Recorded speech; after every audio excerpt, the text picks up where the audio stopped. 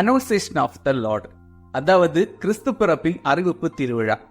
Gabriel தூதர் அன்னை மரியாவுக்கு மங்களவார்த்தை சொன்ன விழாவை தான் இந்த நாள்ல நாம கொண்டாடுறோம். அன்னை மரியாவுக்கு கபிரியேல் தூதர் மங்களவார்த்தை சொன்ன நிகழ்வு சாதாரணமான நிகழ்வு கிடையாது. மனித வரலாற்றையே மாற்றியமைத்த ஒரு நிகழ்வு. அன்னை மரியாவோட ஆம் அப்படிங்கிற ஒரு பதிலால இந்த உலகுக்கே மீட்பு கிடைச்சது.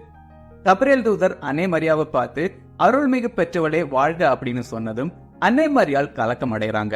இதை பற்றி புனித பெர்னார்டு குறிப்பிடுறப்போ, வானதூதர் அன்னை மரியாவை பார்த்து இந்த உலகத்திலேயே நீதான் மிகப்பெரிய பாவி அப்படின்னு சொல்லியிருந்தாலும் அன்னை மரியாள் ஏற்றுக்கொண்டிருப்பாங்க. ஆனா அருள்மிகு பெற்றவளே அப்படின்னு குறிப்பிட்டதால அன்னை மரியாள் கலக்கம் அடைஞ்சிருக்காங்க. இதுதான் அன்னை மரியாவோட தாழ்ச்சி நிறைந்த உள்ளம் அப்படின்னு பெர்னார்டு குறிப்பிடுறாரு.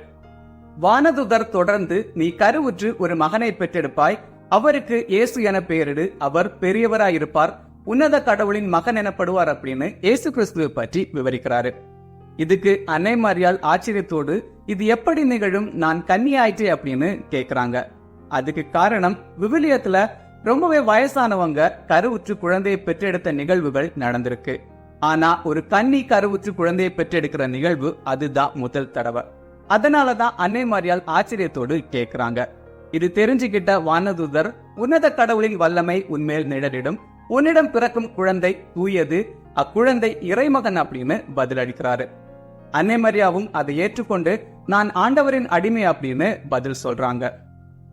ஆதி பெற்றோர்களான ஆதாமும் ஏவாளும் கடவுளின் கட்டளை ஏற்க மறுத்ததால பாவம் இந்த உலகத்துக்கு வந்தது. ஆனா அன்னை மரியாவோட ஆம் அப்படிங்கிற ஒரு வார்த்தையால பாவம் விரட்டி அடிக்கப்பட்டது. இந்த விழா கிபி 431 ஆண்டிலிருந்து திருச்சபையிலையும் உலகம் முழுக்கவும் கொண்டாடப்பட்டு வருது. மார்ச் 25 அனௌன்சியேஷன் ஆஃப் த லார்ட், அதாவது இயேசு கிறிஸ்துவின் பிறப்பின் அறிவிப்பு திருவிழா.